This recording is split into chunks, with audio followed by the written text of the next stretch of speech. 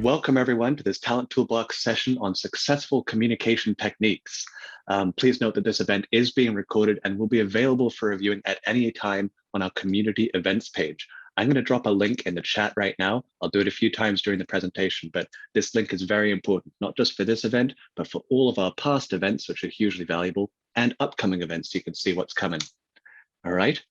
And during the event, we really want your feedback, your questions, your comments. If you have a question you'd like to be brought up in the Q&A, make sure you put it in the Q&A section rather than the chat. Chat moves a bit quickly, can be harder for me to grab those, okay? So we have a lot of good content to get in today, so we're gonna dive right in. My name is Will Simpson, and I am an Upwork event manager, and we're joined today by Nadja and Nikolic from our Upwork coaching team. Thank you so much for joining us today, Nadja. Thank you for having me, Will. To today's topics, we're going to be covering communicating with clients, both new and existing. We're going to be talking about setting respectful boundaries, and then we're going to get into crafting your story. So to start off with, we're going to talk about communicating with clients. So everyone here would probably agree that communication skills are paramount to developing successful relationships with your clients. We only get the chance to make that first impression once. So taking that time to self-analyze your approach when interacting with new clients is well worth the time and effort. I've mentioned in many of the other events I've hosted that a good objective to shoot for is to try and position yourself as a trusted advisor or a project manager type, regardless of the actual role you're going to be filling. But let us take a minute to look at this from the client perspective. Clients typically come to Upwork platform to hire talent like us from one of two perspectives.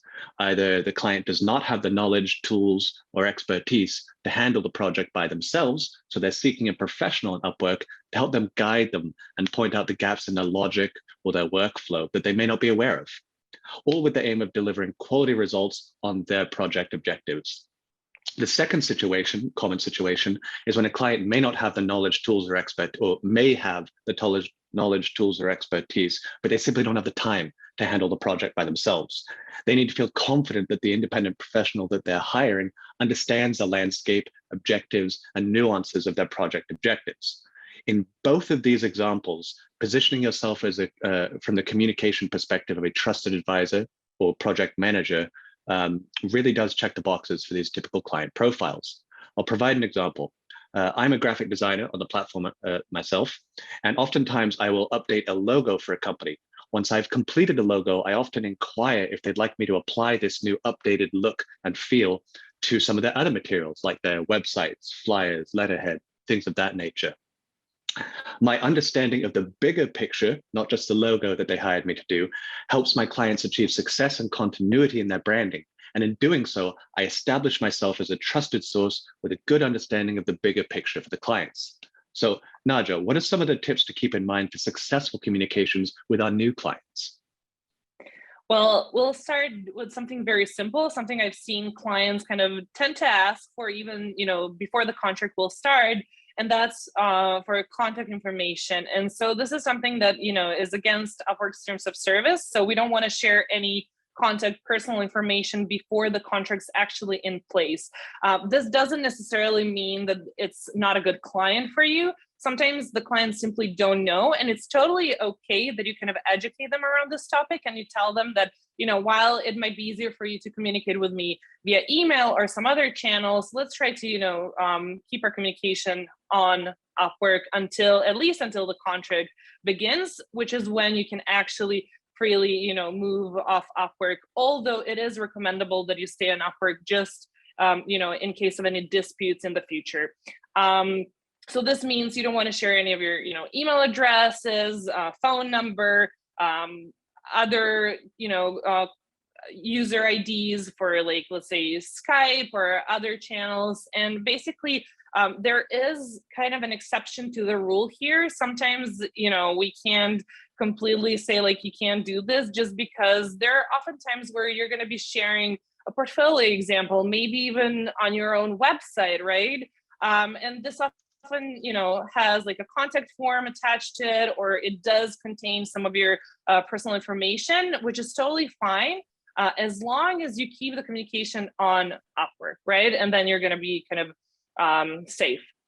Also, something that is quite important is, when you kind of first try to pitch your services to the client, you definitely want to align your services with their goals. So it's not only about what you can do, it's about what you can do for them, what their challenge is, what they're looking for, and to kind of align that to their needs. And so, try to be very clear about, what the client is asking from you. Ask the follow-up questions if you have to understand what the exact deliverable should be. And based on that, try to set the project goals, try to set the expectations and deliverables, including, also cost and deadlines together with your client. But I do suggest that you kind of be the professional and suggest this yourself, and then ask the client what are their thoughts on it and if it works well for them. And then, of course, you definitely want to make sure you establish a little bit of a more human connection. So you do want to show a bit of your personality. You want to show the client that they really have your full attention, which doesn't mean that you have to prioritize only that particular project. But when you're working with them, you can also tell them, hey, this is when I'll be available for you. Maybe you can ask them to, set up a weekly call with you or a daily call, depending on what the project needs are. And also be clear about when you're available and when you're also offline. That's totally fine. Also, if you're going on a vacation, this is something that you might wish to mention. At the end of the day, also, as I said, just feel free to show your personality and the way you work, because this is something that is going to help you, connect more personally with the client. And at the end of the day, if it doesn't work out, maybe, this is not really the right client for you. But with that said, you do want to also try to learn a little bit more about the client, and feel free to ask them more about their business, their goals, maybe their mission, why they're doing what they're doing, and what their challenge is. And of course, definitely, something that is highly important is being transparent. So especially in remote communication, there's no such thing as over communicating. You definitely want to be very transparent about the progress of the project, and don't assume the client actually knows what you're working on unless you've clearly communicated this to them. So don't keep them in the dark. Whatever happens, if even, the project is delayed or you come across any issues, feel free to tell them about that. And it's just going to kind of change the impression the client has about you moving forward. And when it comes to building that long-term relationship, and if they want to actually continue the collaboration with you, because they're really truly going to appreciate the honesty and the transparency. Totally. Next up, we want to make sure that you're aligning yourself to your client's preferences, as it's a sure way to build a lasting and successful relationship. However, having said that, everyone has their own communication style and preferences. Some people need to get on a call for clarity. Other people shudder at the thought of picking up a live call and would much rather chat in a messenger or on text or whatever. So identifying how and when communications will take place will ensure that you're setting up the project for success, and your client will feel informed on any of the progress being made. Can you speak to some of the specifics on establishing these preferences, Nadja? Of course, and we already kind of started this topic. So first of all, you really want to understand what your client's preferences are. For instance, do they prefer to communicate via email, or do they, prefer to hop on a call with you? And so establish this process together with your client, but also don't hesitate to tell them, well, maybe, you would like for me to put everything in an email, but I would definitely like to hop on a 10-minute, 15-minute call to kind of go over the specifics and, clarify some of the questions I might have. So feel free to also, very proactively ask them, would you mind adding me to your Slack channel, or, sharing your email address with me, or simply like establishing this channel of communication, and also asking them, on one side, kind of saying, well, I think it would be great for us to talk once a week or once a day, but also asking them what their preference would be, and kind of build this relationship as you work and as the project evolves. So, you can be very specific, set maybe like a day in the week when you will communicate, make an agenda to keep the calls and email, everything very productive. People don't want to be really wasting times just meeting with you when you maybe don't even have a plan for what you're going to cover. So be very mindful about your client's time. And of course, I always suggest that if it's a call, you send a little recap just to kind of summarize what you talked about and to make sure that everyone's on the same page. And if you need to ask questions, feel free to ask questions. I think we're going to definitely be talking more about this topic. But one thing's for sure, don't make any assumptions. Simply, be very free to ask the client. Because long term, this is something they're going to appreciate, and this is something that is going to help you be more successful and complete the project successfully. So maybe we can talk a little bit more about the questions. What do you think, Will? Yeah. Let's dive into questions. I want to take a minute just to dive deeper on this topic. It can feel somewhat contradictory when we're suggesting that you present yourself as the expert, and then we follow up with recommending that you ask questions. Asking specific and thoughtful questions not only will help ensure that you're delivering what the client is looking for with less revision rounds needed, but can also be utilized to illustrate your expertise on a given subject and even lead to additional ongoing work with a client. We can go back to the example I used a moment ago about designing a logo and following up with offering help on other design materials. In the discovery call regarding a logo project, I would typically ask the following types of questions. Do you have an existing brand style guide we need to be considerate of, like fonts, colors, things of that nature? This illustrates my knowledge of the importance of having brand continuity and that most corporations do have an existing style guide that needs to be adhered to. So further establishing my expertise.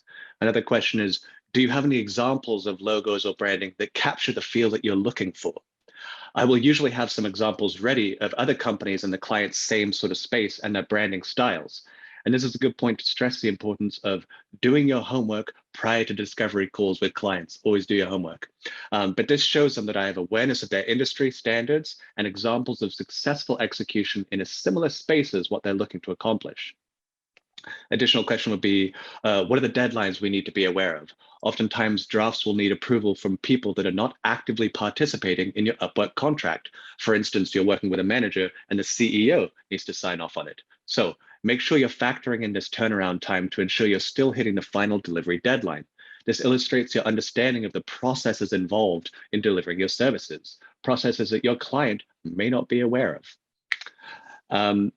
Another question would be, if we're updating your logo, this may impact other areas of branding like your website, sales materials, etc.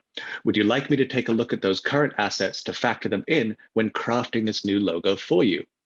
So this is illustrating my understanding of the presentation of logos in different scenarios: dark background, light background, vertical versus horizontal layout, things of that nature, things that are specific to the niche that I work in.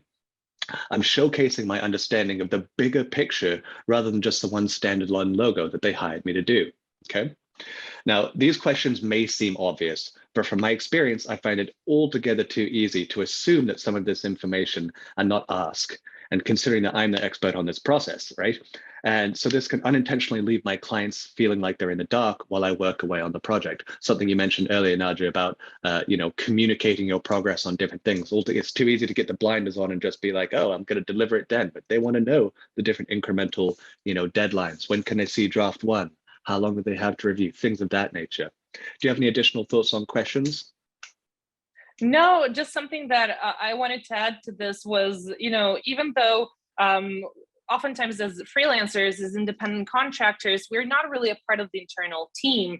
So as you mentioned, there can be other parties involved where we just need to, also gain a little better understanding of how the team, maybe the internal team is working, which can also impact the way we are going to be working with the client. So it's totally fine if you kind of ask the questions about, the processes they have in place and, what are some of their usual deadlines for other people that would need to, double check your work or maybe even be involved in the communication. So this is totally okay for you, to ask and to be proactive about, because at the end of the day, the client is hiring you for your proficiency, not just to kind of deliver the project, but also to be their partner and be their consultant. And I feel like, Will, you already mentioned this, and this is something we'll be kind of covering during the event, because this is of utmost importance, as it does show your level of expertise, and it does kind of add the value for the client.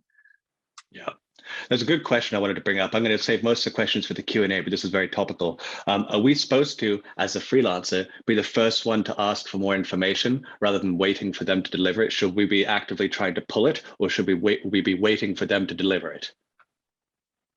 Well, my thoughts are always ask. I think it's always something like, this is definitely something like, even your questions can actually help the client think in a certain direction or understand what type of information they need to deliver to you. And it's again going to show that you're the professional who already knows what they kind of potentially need to be able to deliver the project. And it's just going to help, everything runs smoother. It's going to help client, instead of thinking, oh, what is the information I have to deliver to them? It's going to help them say, okay, this is like XYZ that I have to send to the contractor I just hired, and it makes their lives easier. And this is, I think, what kind of really contributes to long-term relationship, building these successful long-term relationship with clients. Totally. So now we talked about new clients, let's talk about existing clients. Now, many independent professionals may not be fully aware of the true value of recurring clients and ongoing relationships. I personally did not grasp it fully until I'd been doing this for a while. So let's consider for a moment what the obvious upsides are. And it should make it clear why thoughtful communication with your existing clients inevitably leads to increased income. So when you're sending out proposals for new clients, that is unpaid time you could be working on a project for which you're billing the client.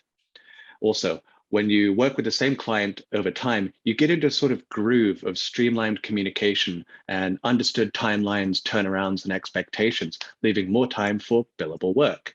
And then the biggest obvious benefit is that there is a sliding scale of Upwork fees. You may or may not already be aware of this, but the first $500 in earnings with a client, there is a 20% service fee. From 500 up to 10,000, that 20% drops down to only 10% service fee. And then from 10,000 and above, it drops down even lower to just 5% service fee. This doesn't have to be on the same contract, it just has to be the same client. So you take home a lot more earnings when you continue to work for the same clients. These are just some of the obvious benefits of long-term client relationships. But Nadja, can you dive a bit deeper on how we can improve our communications with existing clients?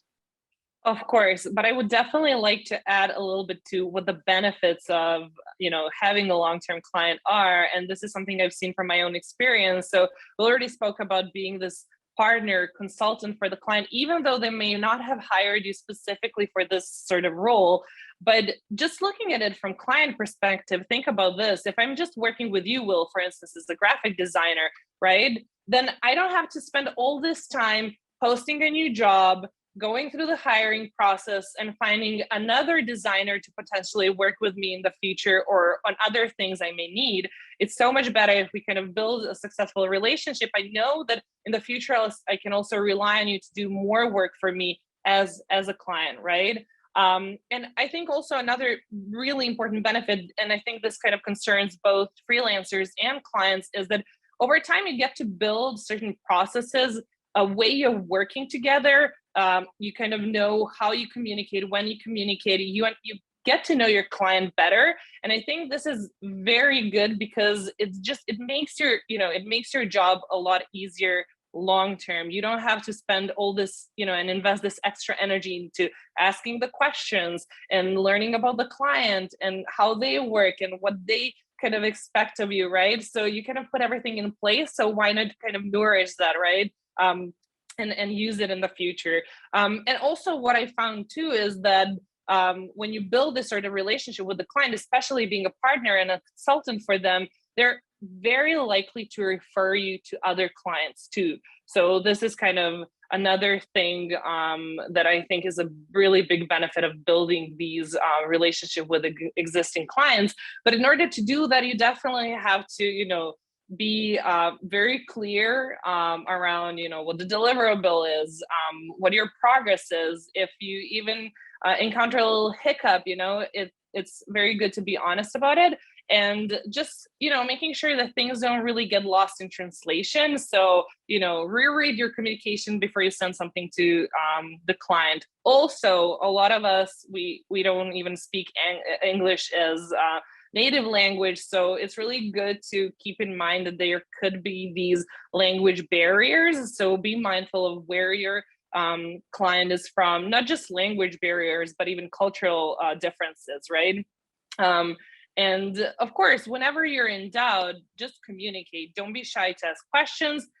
Don't be shy to ask for clarifications, statuses. If you need something additional from the client that you may not have really thought of in the very beginning, this is totally fine. Projects evolve, and it's completely normal that you'll need something additional or that things change as you work and as you go. So I always think just, over communicate and you're not going to be wrong, which still doesn't mean, don't spam the client, but be mindful of the things that you want to ask them and that you really need for the project, right? Sometimes we tend to, encounter a problem and think the first thing to do is like ask a question, but sometimes it's better just to like maybe sleep on it and then, think about what you actually need from the client, or you can do it yourself. And last, but definitely not least, if you're still working with the client, but maybe the contract's paused and you don't see that there is any opportunity for you guys to collaborate in the future, ask them to close out the contract. They can always easily rehire you, but it's better to close out the contract and then, have a clear slate and know that you're more available to look for new clients. And if, of course, sometimes it does happen that the clients become unresponsive, don't close out the contracts yourself, but do try to get in touch with our support team, because they may be able to actually help and close out these contracts if you kind of try to follow up with the clients a couple of times and haven't heard back. This actually brings up another thought that I wanted to share. When it comes time to closing a contract with an existing client, maybe you're hoping for future work, maybe you're not, but I always do a 3-part closer whenever I'm closing out a contract. I start off by saying, client, have I delivered everything that you need? Are you happy with the work? That's the making sure that I'm going to get a 5-star review. If they say no, I keep going back until I get that yes. The second one is there anything else I can help you with? As we mentioned, I did the logo. Do you need the website, the flyer? Exploring if there's other opportunities for work. If yes, do the work. If no, okay, fine. 3, we're gonna close out this contract now. As you close it out, if you could just take 2 minutes to share some feedback, it really helps me find additional awesome clients like you.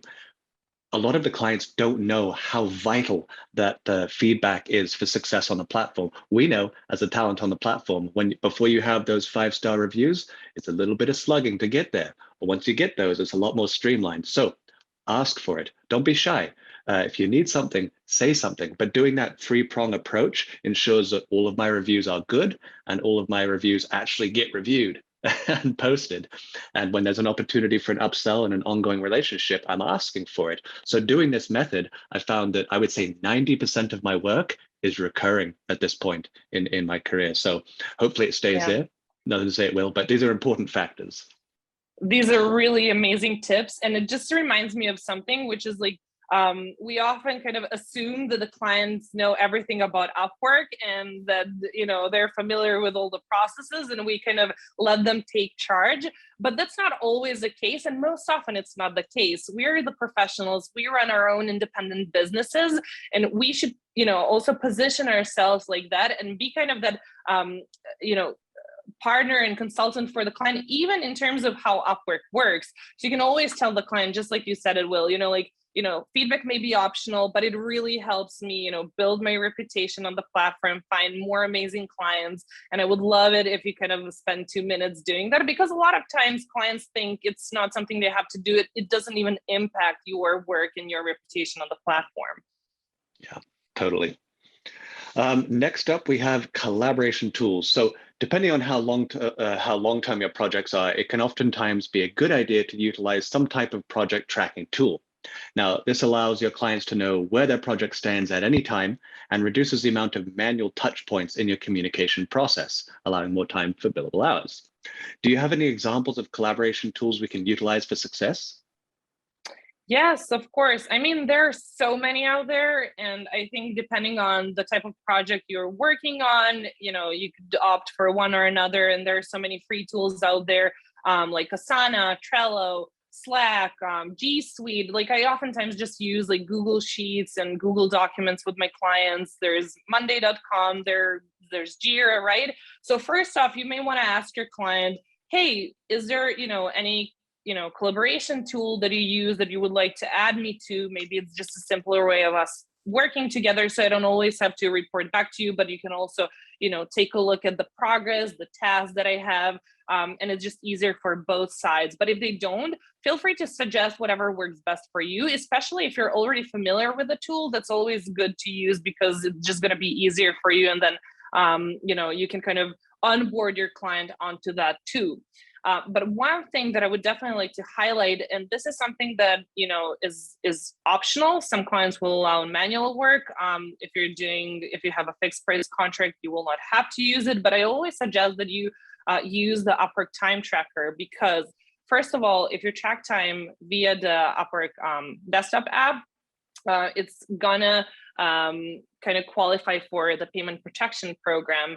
And in order to definitely qualify for this, it's important also to have very detailed memos of what you're working on, to allow for the screenshots to be taken. But don't be pressured by this. This is something that can be very helpful for you too, right? Let's say you're working on this long-term project and there's something that the client remembers from maybe like months ago, and you can't really remember, you can't really identify when you worked on that, what happened, what was maybe the communication issue. It's just, so easy to go back into and open your work diary and just find all of these things, because you're going to have the memos and you're going to have the screenshots. So kind of see that as your partner, as the tool that really helps you do your work better, rather than something that is tracking if you're being very productive and if you're kind of completing the work that you're being paid for. Yeah, I understand. Oh, I know when I first started utilizing it, I was like, this feels a little big brothery and I don't like it. But Yes, then it's I almost like realized that I was getting less questions from the clients. They're like, oh, I can see he's almost done with the exactly, first draft. I'll probably see it tomorrow. It took a little bit of a exactly, shift mentally. exactly. All right, let's transition to the next section. I also dropped in the chat, folks, some of the tools that Nadja mentioned. I dropped in the chat there for ease. I know we're moving pretty quickly. And again, a recording of this event will be available at any time. I'm going to drop that link here in the chat. Give me one moment. So this is where you can find the recording of this event, probably in a day or so, as well as our other events. Take advantage of that. Bookmark it, tattoo it on you, whatever you need. It's liquid gold in there. So anyway, collaboration tools. So we've done that. Sorry, expectations and boundaries is what I want to transition into next. So when it comes to successful long-term relationships with clients, setting clear but respectful boundaries early on in the relationship is a critical step. It helps create trust. It ensures both parties have realistic expectations and understand one another. I know that when I first started out freelancing, I wanted to be as accommodating as possible for my clients. I bent over backwards to be available 24/7 and tried to turn around projects as quick as humanly possible. I also took on additional projects which weren't really my primary areas of expertise in an effort to be the guy for my client. This quickly burned me out. And when I was distracted, the quality of my deliverables suffers noticeably because I was doing work when I was distracted, tired, and I was not taking time to step away and revise my work with fresh eyes before sending it off to the client. Obviously, this is not the situation you want to find yourself in. So please feel free to learn from my mistakes and take the time to create space and time for you to do your best work and still have a personal life to enjoy and recharge your batteries, right? Any other thoughts on boundaries before I move to the next one here, Nadja? Yeah, definitely. Something that you just kind of inspired me about was I also had the same issue before. I thought I had to have an answer to every question. I had to be able to provide them all of the help that they are asking for. But then in reality, you realize like there's two things. First off, you can't know everything. And second of all, you don't want to be focused on doing all the work. So it's really, I think it's, very much okay to say to the client, sorry, this isn't my area of expertise. And they're not going to think of you as, less of a professional if you kind of maybe say to them, but I could potentially refer someone for that, or I could help you find a person to, help with that. Or how about you check out, and maybe you send them like a resource, right? So this is also very helpful, but as you said it, like set the boundaries and be very clear about the things that you can and cannot do. And especially in the beginning, when we're kind of starting the relationship and we want everything to go really well, we're almost afraid to tell the client, like, I'm sorry, but this isn't going to work out the way you envisioned it. But I often find it that it's just so much easier if you immediately do it. And if someone is not going to work for you for certain reasons because you said no to some request of theirs, well, I think in that case, this is not a client that is open to negotiating with you. And it's not a client that you should be working with, because later, down the road, it's going to cause more problems than, in the very beginning. Yeah, totally. So next up, we have an agenda and send a recap. We touched on this briefly earlier. I find that I typically have anywhere from 3 to 10 projects going at any given time. I'm also not exactly known for having a super reliable memory for details when multitasking. So if I don't write things down very quickly, they vacate my mind as I switch topics to another project. I'm probably not alone in that, I hope. Sending a recap of meetings once they're done is a lesson that I'm still in the process of adding consistently to my communication workflows. I'll admit it, and I've been doing this for years. However, I have seen much better results in me not dropping the ball on details and being on the same page with my clients expectation-wise when I have utilized this technique. I frequently work with people internationally, and people have widely varying communication styles. So writing down my understanding and action items from a meeting gives clients the opportunity to correct my misunderstandings before I mess it up or miss an important deadline. So Nadja, what's your thoughts on this? Well, this is something that we also touched on in the very beginning, and it's kind of understanding what works best for your clients. So feel free to ask them, would you prefer to have a call, or would you prefer for me to, send like a little Loom recording of what I'm working on, right? There are so many ways that you can, especially remotely, that you can kind of keep your client up to date. But it is important to, send a recap and to stay in the loop of what's going on. So maybe on your end, you could schedule little reminders for yourself, like weekly or bi-weekly, just to double check what's happening with the project and to send a little recap to the client. Even if there's nothing major going on, you can just, tell them, hey, I'm still working on this, or nothing new's come up, but I just wanted to, get in touch with you, follow up. Would you need anything extra from me while I'm working on what we already discussed? And even, if the contract's currently on pause, you can definitely follow up from time to time just to see how things are going and if your client needs anything. And they might actually do, right? It's just that they're very busy and haven't had time to reach out. So this could help you have more work, and them also don't have to worry about following up with you or thinking about what's happening if you're MIA or you're still available there for them. Totally. This actually reminds me of a question that was brought up that I just responded to. It's showing initiative and showing a proactive stance is good. I know that if I have the choice to hire 2 people, one person is passive and the other person is hungry to do it, and showing that they're thinking about it, their wheels are turning, I know which person I'm going to hire if their skills are the same. So being proactive is going to work in your favor. Worse, as long as you're respectful about it and not badgering people. But the worst case you'll get back is no, we're good for now. But they know that you're ready for work, and you'll be the first one to know when they're ready for the next step. Exactly. So the next section we have here is about crafting your story. And this is a topic that we go into in granular detail in a lot of our other events, in some of our other Talent Toolbox events, even, where we focus on how to write your profile, how to do your messaging. But let's look at it from just a communication standpoint here together. So as an independent professional, you're in control and you get to make the decisions for your business. Yay. Clients are actively looking for new ways to address their problems, and your services could be the solution. So taking time to position yourself and communicate accurately when crafting your story will help set you up for success and attract the clients who fit well to your services. Nadja, what's your thoughts on positioning yourself?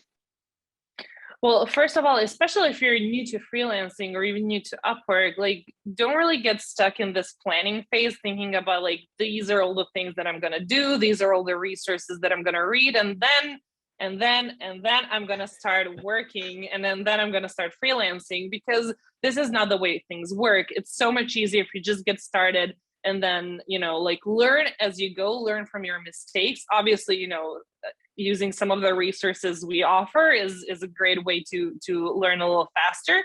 But at the end of the day, just decide, create the profile, start submitting proposals, start being proactive, start searching for jobs. And as you go, you will, make your profile more marketable, and you will improve your cover letters, and you will test things, and you will see what's working and what's not working.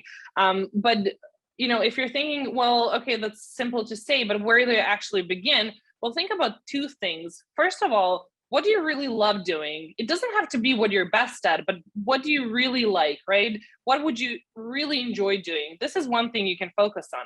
Another thing is, of course, what are my current really strong skills, and what are the services I could provide related to that? And then of course you can do your little research on Upwork and kind of see what jobs are available, what's really on the market, what is the demand, and how other people are really shaping these skills and services and how they're offering that. So that can be another way to get inspired. And then you want to kind of find your target audience. This is really important. So, who are the clients that you want to work with? What are, the types of clients that will really fit and benefit from your service, right? What are the challenges you could potentially solve for them? Is this like a specific niche, field of expertise, industry, whatever it might be, you can focus on that. And this will also help you showcase yourself more as an expert than as a generalist. A lot of time, I think, when we begin our career, freelancing career, we think, well, I have all these skills, but I'm not really an expert in all of them, but I'm going to offer them all because it's going to help me win work faster. They're going to see I can do, I can multitask, I can do all of it. But I think it's really wrong, because it does show that you can do a little bit of everything. And you really want to be able to kind of be an expert in the field and kind of showcase, hey, this is what sets me apart from everyone else. There may be a million other logo designers or HR consultants or whatever, or developers. But the one thing, it's not about like, they can have other skills just like me. They can be better at what I do. But here's one thing that makes me stand out. Here's why I'm better than all of them, or here's what's different about my service and my skill set than everyone else's. And if you really highlight that, then that's going to help you also find the target audience and connect with the right clients that you want to be working with. Yeah, this also brings to mind the use of specialized profiles. So we have our ability to make a general profile, and then I believe it's 2 specialized profiles. Yes. So myself, correct. I do graphic design as an umbrella, and I used to do everything in graphic design. And I'm like, I don't want to be doing this, and this. I narrowed it down to, I have 2 silos now. I do primarily branding, logos, things of that nature. And then I do presentation decks, sales, investor, whatever that. So I found that these are the 2 areas that I focus. Though I've got video editing skills, I've got web skills, I don't advertise that. Sometimes I'll bring it up if a client asks, but I'm not putting my laundry list of skills that I have, 20% knowledge, 80% knowledge, whatever. I'm focusing on the ones that I want to do and the things that I have found have been the most lucrative and enjoyable for me. Not to say I don't do the others, but I focus. So it's a very important point. And you may not know what that focus looks like when you're first starting out. I have a feeling the majority of people do the same sort of process I did. I do everything, and then they quickly find out, I don't want to do everything. I want to do these 4 Exactly. things. And that's fine. I find, as you mentioned earlier, take action. A good way to know what you want is by discovering things that you don't want. So don't be afraid to quote unquote fail or find hurdles. These are all learning experiences, and don't be afraid of diving in there. So very important to know. Next up, we want a story that attracts clients. So have you ever found yourself in a conversation with someone who is speaking to a topic from a level of expertise and insider knowledge that you also don't possess? I know that I've worked with, for instance, software engineers in the past who list off a very impressive amount of acronyms that I've never heard of before and talk at a level of coding details that to me is completely gibberish because I don't have the same knowledge and skills. This example may help you consider things from your prospective client's point of view. You are the expert, as we have established, but talking to someone who may not have the same expertise requires a little bit of consideration and adaptation on your part.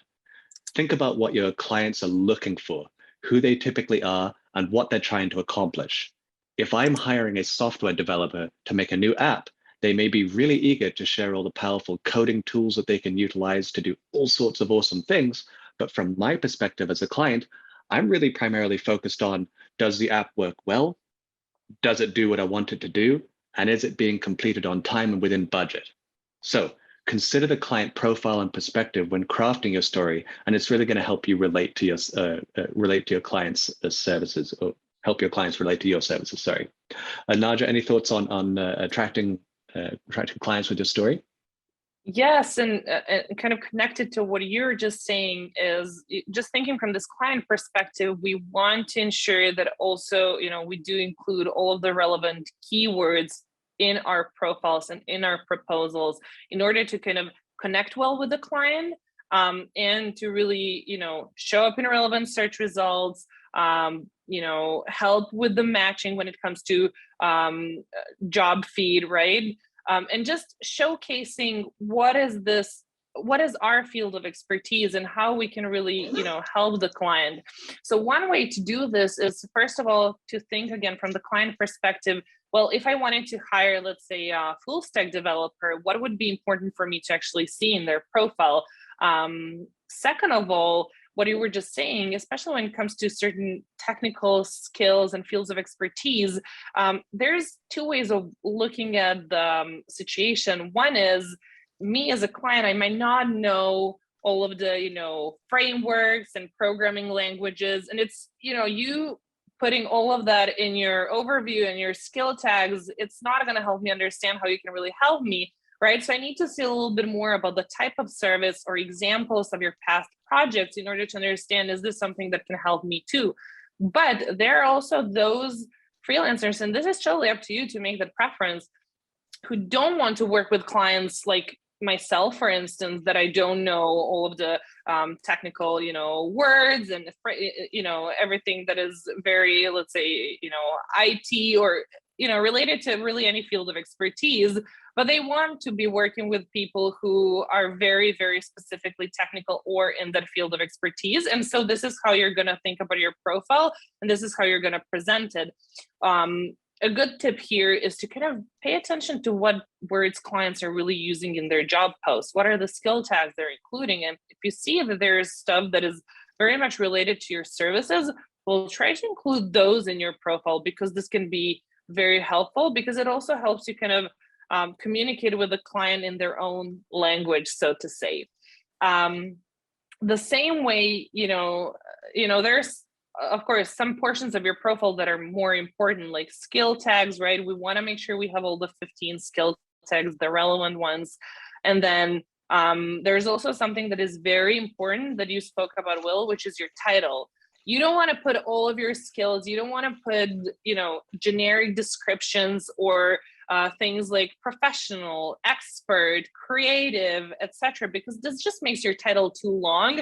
And including all of the skills that you have is going to confuse the client. It's not really going to help them understand, okay, this is your role and this is your niche and this is how you stand out. So the shorter, the better, and the more precise, the better, right? Sometimes clients aren't even going to see the beginning of your overview. And so they're going to base their decision to, let's say, invite you to a job solely on what's, in your title and what's in your skill tags. So this is really important to think about. Other times when they do see the beginning of the overview, they want to see not, what you did in your childhood and how you started out and what school you went to, et cetera, which is usually it's very normal that we start writing about ourselves in this way from the beginning, right?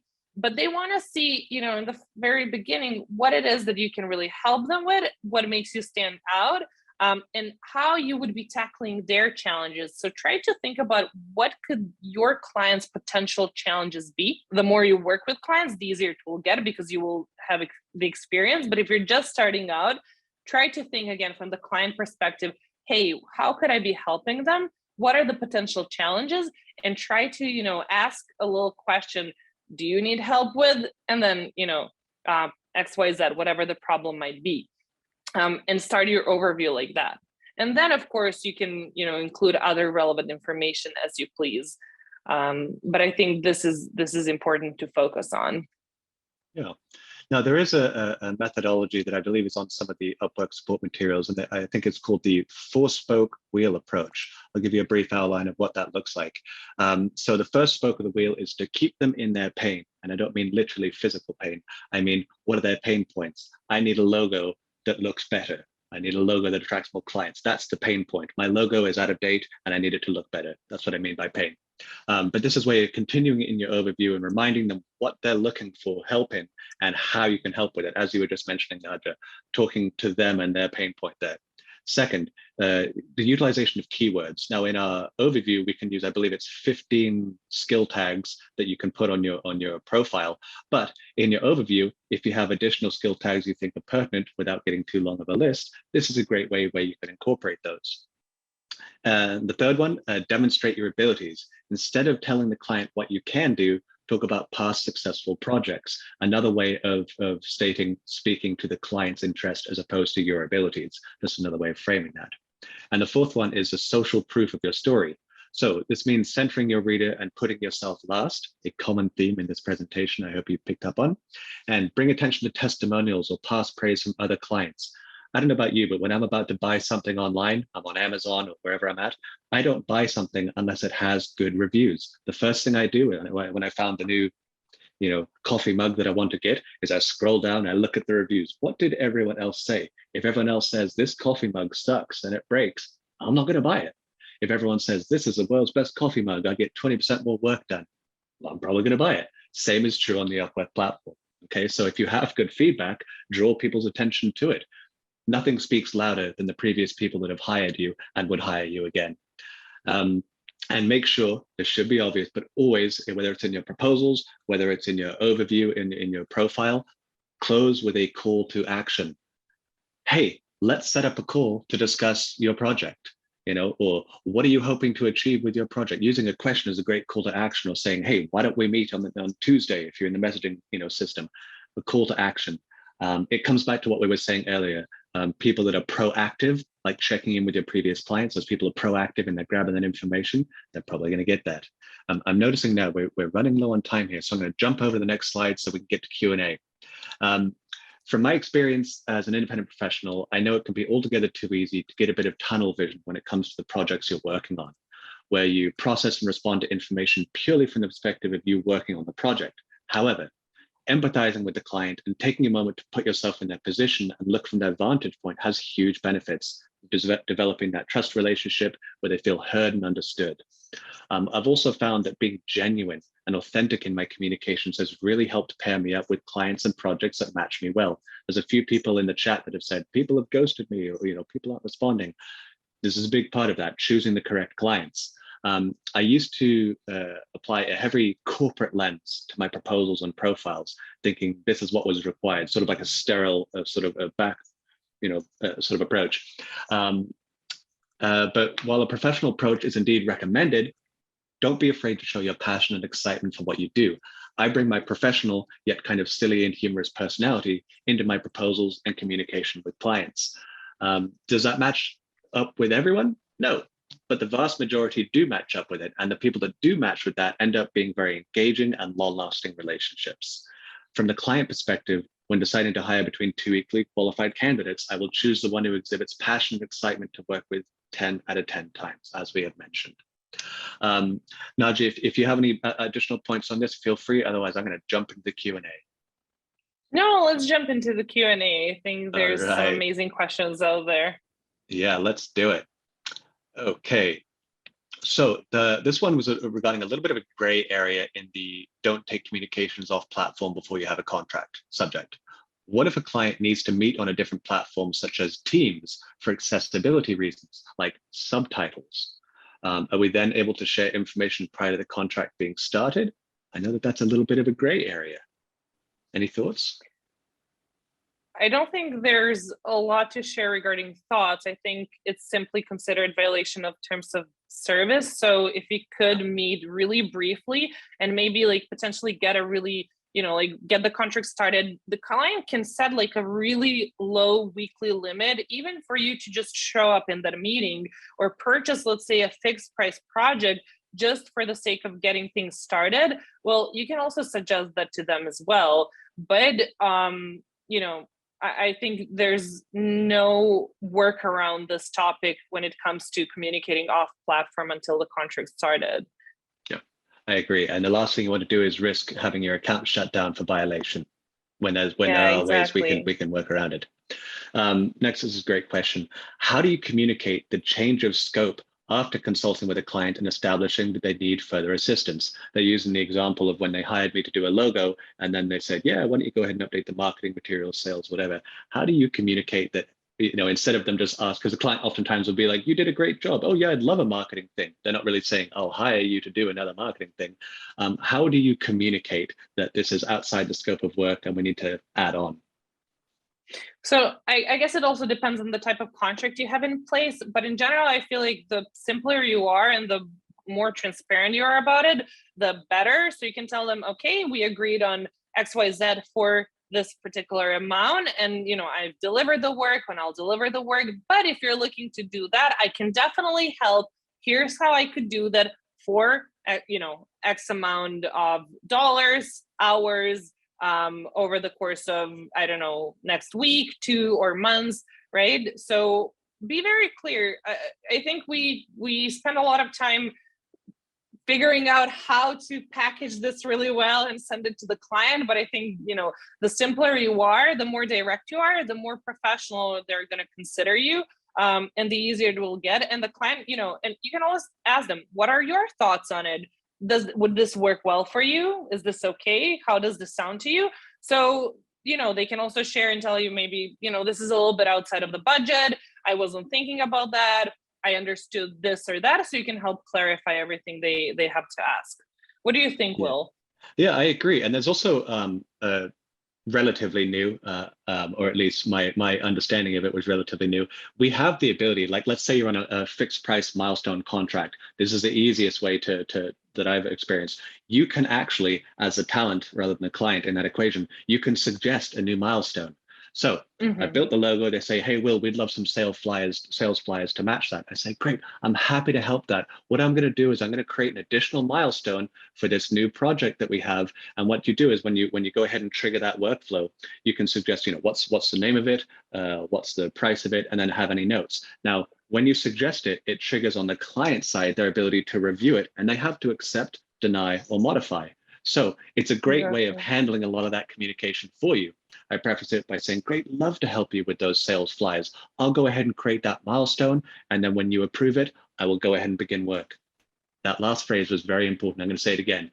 When you approve it, I will begin work. Never start work on the next segment of a project unless the milestone and budget and everything has been accepted. The last thing you want to do is spend a week building something and then say, oh, no, we didn't agree to that. Or no, we're only going to give you $5. All right, make sure you have that in place first. In regards to hourly contracts, it's a little bit more vague, but let's say that you've hit the limit of hourly, limit that they have on the hourly. Just be like, great, I'd love to help you with this. This will typically take me an additional 5-10 hours a week, with the total time being 20 hours, whatever the case may be. You find out your numbers, but tell them what it will be, make sure they say okay, and then go for it. That's what I found. Exactly. This is what's really important. Just tell them beforehand, ask them to raise that limit, or tell them I could then start when I finish this. I could start working on that if the timeline still works for you, right? So just don't start working before someone has actually approved this. Yeah, I've made that mistake a few times, and it's bit me a few times, and now I don't make that mistake. Exactly. Yeah, there's a couple of questions on this next topic. I'm going to sort of wrap them into one. Does it harm your profile or your JSS if you have a lot of open active contracts and they're sort of gathering dust. No one's responded. So like you've done work for the client, you said, client, are you happy? And you're done. And they went on vacation for 3 months.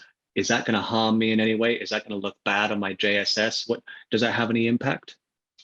Actually, it could have potentially positive impact. So, I mean, not that you want to keep your contracts open if there's no activity, but the thing is that they will count as long-term contracts, and unless they have any, negative outcomes, they're not going to be calculated negatively towards your JSS. Even if there are like no earnings, they're not currently working on it. Got it. It's good to know. If I'm not mistaken, maybe in the past, I think dusty open contracts could negatively have impacted your JSS. Yes. That may have been a previous that logic, which has since changed. Okay, yeah, that's good to know. So the thing is that if there are no earnings on it, it's not going to count towards it at all, not positively, not negatively. But if you're actually like, working on it from time to time, then it can actually have like a very positive impact. Yeah, got it. Let me see here, pull on some more questions.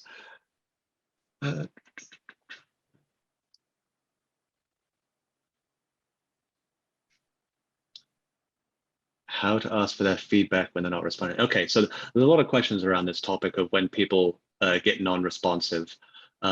And I will preface any responses we have with the fact that each situation is unique. To give you an example, yes. I just had a client project that I was working for 2 years. 3 times a week we were meeting. 2 years we were working on this catalog. We were on revision round 24 of the entire thing, and then suddenly they went quiet. Every other week, I'd send an in-dash message saying, hey, are we ready for the next one? Did you have any feedback? Just checking in. No response for a year. And then eventually I said, hey, it seems to me like perhaps this project has been put to the side. Why don't we go ahead and close out the contract? If I don't hear from you in about 2 weeks, I'll go ahead and close it out. We can light it back up then, if you like. The client did come back and said, hey, Will, we'd love to finish now after a year of no contact. So that just to say, who knows what the situation is? They may be gone forever. They may have just had something on fire they need to do. So make sure, I will say, I felt a few nasty thoughts when the client didn't respond for a year, and I'd worked so hard on this and I wanted to get that feedback. But rather than get upset and be like, why aren't you responding to me? I simply said, hey, haven't heard from you. I know that you're prioritizing different things accordingly. Totally cool. I'm here when you need me. Keep that level of respect, keep that level of check-in. But at the end of the day, Nadja, if someone has disappeared for that long, is there a negative side to us closing out the contract after we've laid the groundwork? I think it's not really good for talent to close out the contract themselves. I don't think it could negatively impact anything if you do it once, every year.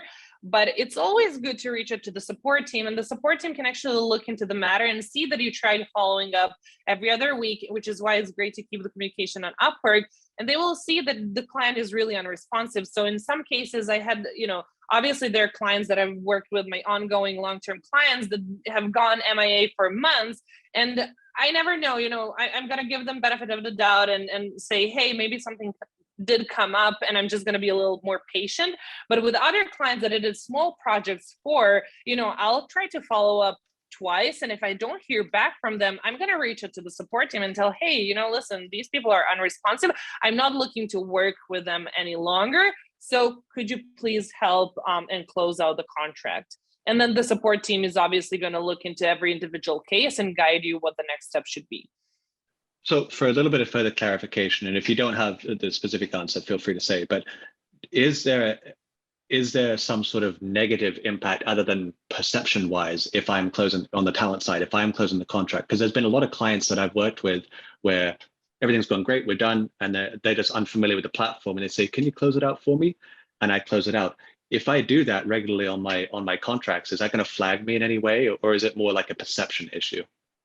I think it's more, so in terms of the perception issue, there's no one who can actually see if you close out the contract or the client close out the contract. But I think if you do this repetitively yourself, it may be like a little red flag for our platform. So it could potentially impact your reputation, whether it's the JSS or some other things. So I do think it's always better if you can ask the client to close it out, that the client does that. Got it. Perfect.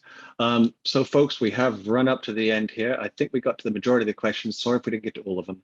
I'm going to drop a link in the chat right now.